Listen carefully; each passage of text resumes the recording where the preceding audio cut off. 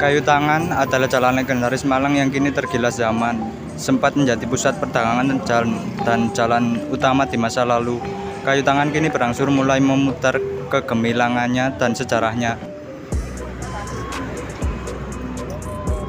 Selain Jalan Ijen, Kota Malang memiliki seruas jalan lain yang tidak kalah legendarisnya dan tak dapat dipisahkan dari sejarah kota ini. Jalan ini bahkan memiliki usia yang sudah lebih tua dari Jalan Ijen dan merupakan akses utama ke pusat Kota Malang.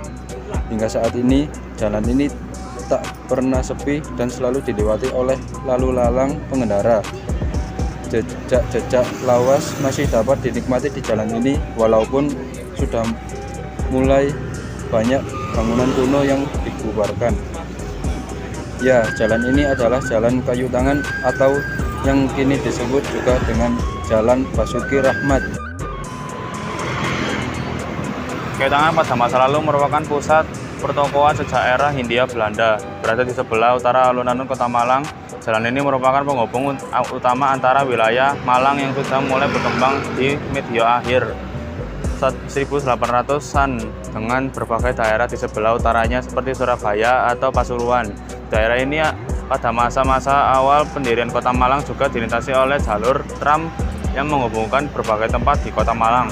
Sebelum dikenal sebagai nama Kayu Tangan, jalan yang cukup legendaris ini pernah disebut sebagai Jalan Pita sebelum kembali jadi Kayu Tangan, dan belakangan ini berubah nama menjadi Jalan Basuki Rahmat.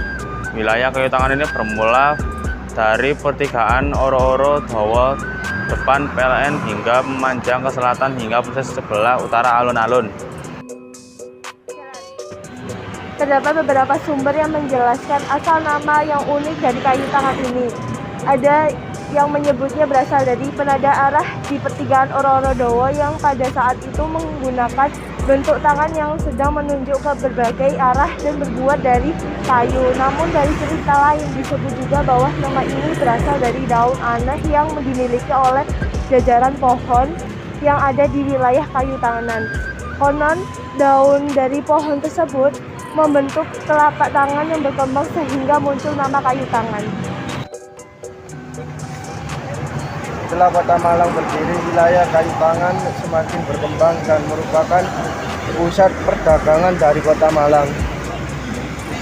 Di jalan ini terdapat berbagai macam toko dan juga bengkel yang berjajar membentuk sebuah areal perdagangan yang cukup elit. Pada masa itu, hal ini terutama karena sebagian besar pedagang serta konsumen di wilayah Kayu Tangan merupakan warga Belanda yang tinggal di Malang.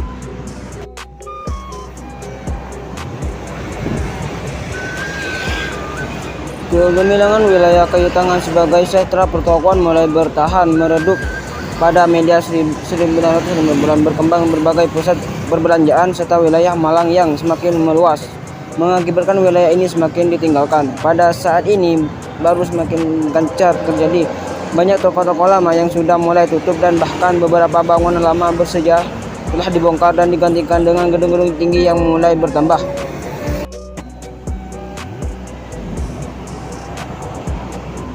Secara perdagangan dan sejarah, wilayah Kayu Tangan mulai berangsur habis dan ditinggalkan. Jika tidak ada perhatian yang lebih jauh dan konkret, bahkan tinggal menunggu waktu, bukan hanya bangunannya yang habis, namun juga sejarah dan nama Kayu Tangan akan mulai menghilang dari sejarah. Mungkin itu saja sejarah untuk Kayu Tangan. Terima kasih. Wassalamualaikum warahmatullahi wabarakatuh.